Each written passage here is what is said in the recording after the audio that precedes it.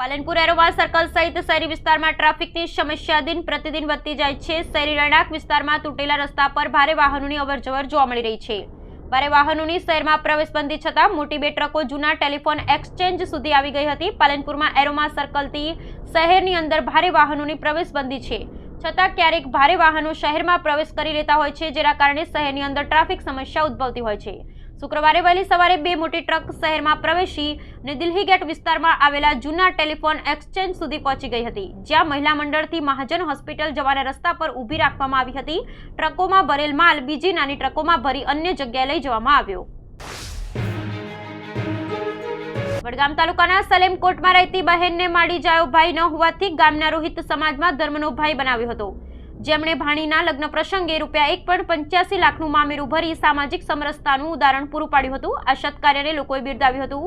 મોઘેરા મોમેરા મારા મામા લાયાના ગીતો સાથે મામાએ બહેનના ઘરે ધામધૂમથી મામેરું ભર્યું હતું, ત્યારે હાજર લોકો પણ અચરજ પામી ગયા હતા।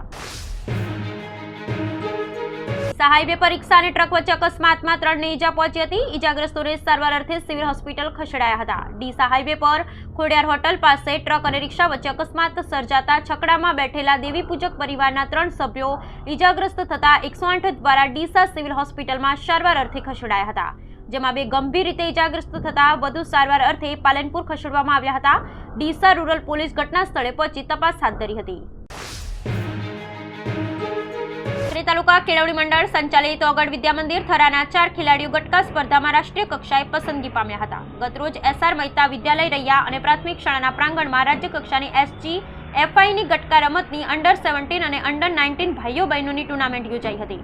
આ ખેલાડીઓમાં ઠાકોર સુમિત કુમાર, ઠાકોર રાહુલભાઈ સહિત ગુજરાત રાજ્યનું પ્રતિનિધિત્વ કરી રાષ્ટ્રીય કક્ષાએ રમવા જશે। આ વિદ્યાર્થીઓને મંડળના પ્રમુખ ધીરજભાઈ કે શાહે અભિનંદનની સાથે શુભેચ્છાઓ પાઠવી હતી। શાળાના આચાર્ય HP શાહે વિદ્યાર્થીઓને પ્રોત્સાહિત કર્યા હતા।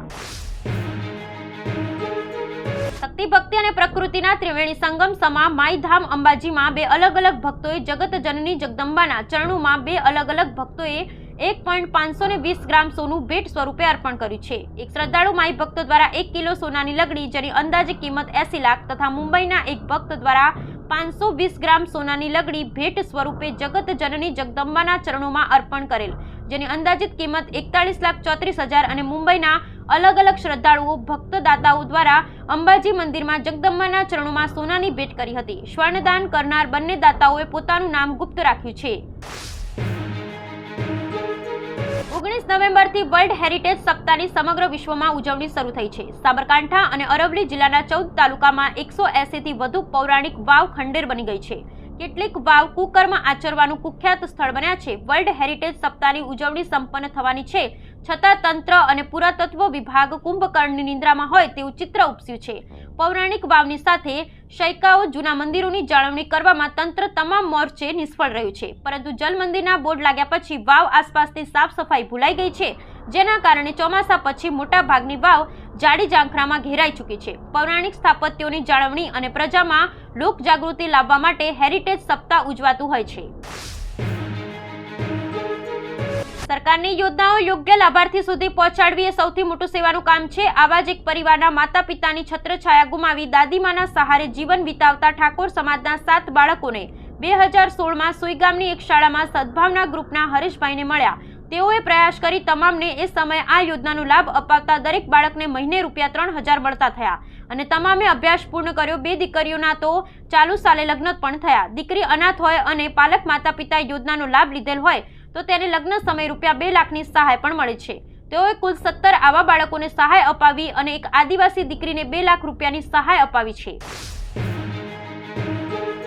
હાર્ટ એટેકથી મૃત્યુના બનાવોમાં પ્રકાશમાં આવી રહ્યા છે, ત્યારે હાર્ટ એટેકમાં કેટલાય પરિવારજનો દ્વારા પોતાના સ્વજનો ગુમાવ્યા છે। રાજકોટમાં પણ 11 વર્ષના બાળકનું હૃદય રોગના હુમલાથી મૃત્યુ થયું હતું। બાળક અચાનક ઢળી પડતા પરિવારજનો દ્વારા બાળકને સારવાર અર્થે ખસેડવામાં આવ્યો હતો, જ્યાં હોસ્પિટલમાં ફરજ પરના તબીબોએ બાળકને મૃત જાહેર કર્યો હતો। અમદાવાદ મુંબઈ વચ્ચે નેશનલ હાઈવે પરની મુસાફરી મોંઘી બની હોવાનું સામે આવ્યું છે। વાસ્તવમાં ભરથાણા ટોલ નાકા પર ટોલ દરમાં તોતિંગ વધારો કરાયો છે। વિગતો મુજબ કાર માટે ટોલના દરમાં ₹50નો વધારો કરવામાં આવતા હવેથી કાર ચાલકોએ 105ના બદલે ₹155 ચૂકવવા પડશે। નોંધનીય છે કે આ પહેલા 1 જુલાઈ 2021ના રોજ ટોલ દરમાં વધારો કરાયો હતો। ઉત્તર ભારતમાં થયેલ હિમવર્ષાને લઈ ઠંડા પવન ફૂંકાતા અમદાવાદ સહિત રાજ્યના મોટાભાગના વિસ્તારોમાં રાત્રિ તાપમાનમાં ઘટાડો થવા પામ્યો હતો. તેમજ આગામી 4 દિવસ અમદાવાદનું લઘુત્તમ તાપમાન 16 ડિગ્રીની વચ્ચે રહેવાની આગાહી હવામાન વિભાગે કરી છે. રવિવારે અમદાવાદથી સવારથી ઠંડા પવનોનું જોર યથાવત રહેતા દિવસ દરમિયાન ઠંડીનો ચમકારો વર્તાયો હતો, જેને પગલે અમદાવાદનું મહત્તમ તાપમાન સામાન્યથી 0.9 ડિગ્રી ગગડી ને 31.1 ડિગ્રી અને લઘુત્તમ તાપમાન 16 ડિગ્રી નોંધાયું હતું. 4 દિવસ દરમિયાન અમદાવાદમાં ઠંડીનો પારો 16 થી 18 ડિગ્રીની વચ્ચે રહેશે.